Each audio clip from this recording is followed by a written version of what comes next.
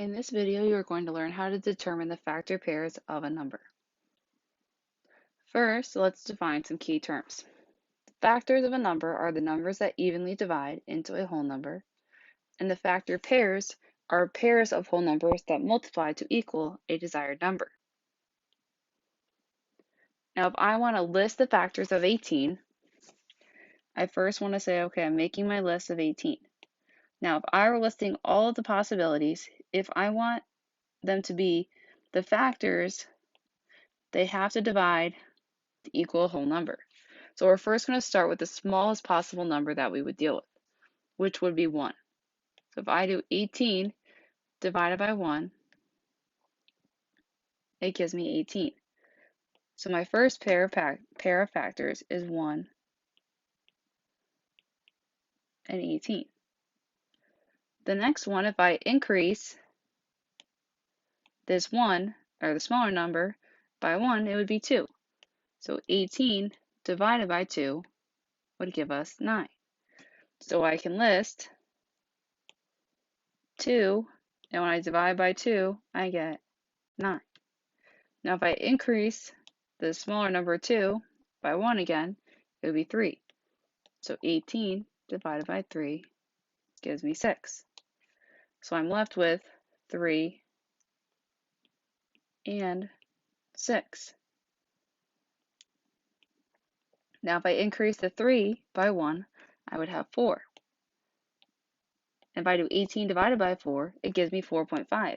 However, in order for it to be a factor, it cannot equal a decimal when you divide. So for example, 4 doesn't work. Additionally, if we keep going, 18 divided by 5 also gives us a decimal, so 5 also doesn't work. And now the next possible number, if I increase this 5 by 1, would be 6. However, the 6 is already included in my list, which means that I've already considered all the possibilities that are 6 and greater.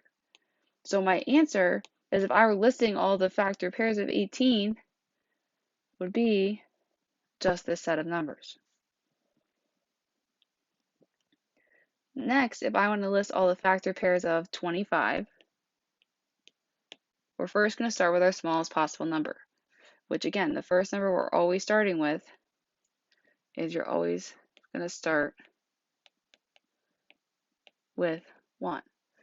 So if I do 25 divided by 1, gives me 25. So I can list 1 and 25. The next number, if I increase that 1 by 1, it gives me 25 divided by 2. However, this equals 12.5. And again, the other key thing we had to remember is that it must equal a whole number. And since 25 divided by 2 does not equal a whole number, 2 is not included. Now if I do 25 divided by 3, gives me 8.3, which is not a whole number, so it's not included. My next possibility would be if I increase 3 by 1, it gives me 4. So 25 divided by 4 gives me 6.25, which is also a decimal, so it's not included.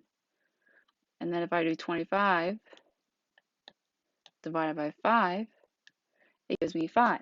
Now 5 is a whole number, and it's a special case because it equals itself. So we can list 5 and 5. Now if I were to increase this 5 by 1, it would be 6. However, we notice that these two numbers are the same. So realistically, I've covered all of my possibilities. So all the possible factors of 25 are 1 and 25 and 5 and 5. For my last example, for 7, again, we're always going to start with 1. So if I do 7 divided by 1, it gives me 7. So I could list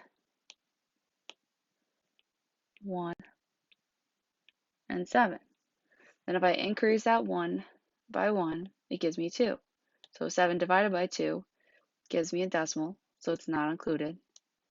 7 divided by 3 gives you a decimal, so it's not included.